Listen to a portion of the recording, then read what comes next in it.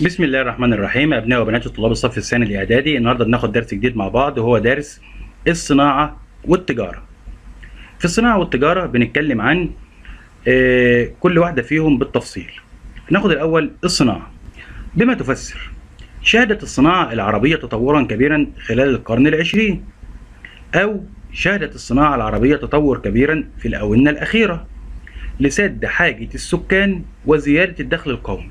يبقى ليه الصناعة اتطورت؟ عشان تسد حاجة السكان وعشان تزود الدخل القومي.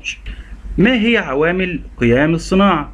بما تفسر هناك عدة عوامل لقيام الصناعة. العوامل بتاعة قيام الصناعة طبيعية وبشرية، وزي ما اتفقنا الطبيعية اللي ليس للإنسان دخل فيها اللي هي هبة من الله سبحانه وتعالى، والبشرية اللي يعملها الإنسان بفضل توفيق ربنا ليه. العوامل الطبيعية هي مصادر الطاقة زي البترول والغاز الطبيعي والطاقة الكهرومائية. العوامل الطبيعية زي مصادر الطاقة اللي هي البترول والغاز الطبيعي والطاقة الكهرومائية. ومواد الخام، مواد الخام ديت ممكن تكون زراعية، ممكن تكون معدنية، ممكن تكون حيوانية. أضف إلى ذلك إن إحنا عندنا عوامل بشرية، زي ما قلنا كل إنسان له رأس يبقى رأس المال، كل إنسان له إيد يبقى الأيدي العاملة، كل إنسان له ساق يبقى السوق، وعندنا وسائل النقل والمواصلات. ما أهمية الصناعة؟ الصناعة بتزيد من قيمة المواد الخام بعد تصنيعها.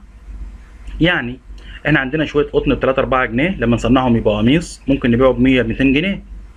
توفير فرص عمل للشباب، سد حاجة السكان من المواد المصنعة، زيادة الدخل القومي من خلال توفير الفائض، توفير العملة الأجنبية، ارتفاع مستوى المعيشة. يبقى أنا عندي حاجات كتير جدا ممكن تيجي في أهمية الصناعة. بتزيد من قيمة المواد الخام بعد تصنيعها، بتوفر فرص عمل للشباب، بتسد حاجة السكان من المواد المصنعة، بتزود الدخل القومي. ما هي المشكلات التي تواجه الصناعة؟ قال لك الصناعة في الوطن العربي فيها عدة مشكلات.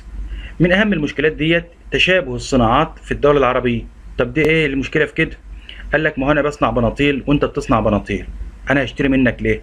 ما هو اللي عندي عندك. أنا بصنع بناطيل خليك أنت قمصان.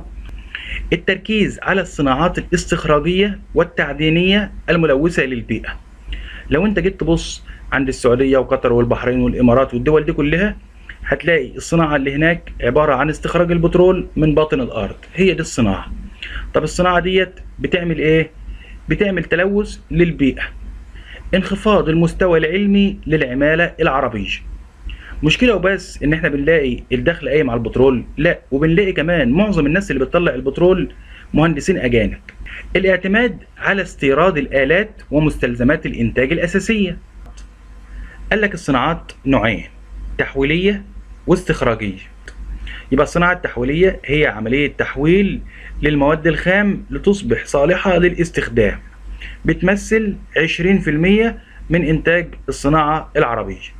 من أمثلتها الصناعات الغذائية والبتروكيماويات وتجميع العربيات اللي هي السيارات. وخد بالك مش تصنيع، لا، في فرق بين تصنيع وتجميع، يعني هي بتيجي الحاجات جاهزة واحنا نقعد نجمعها بس.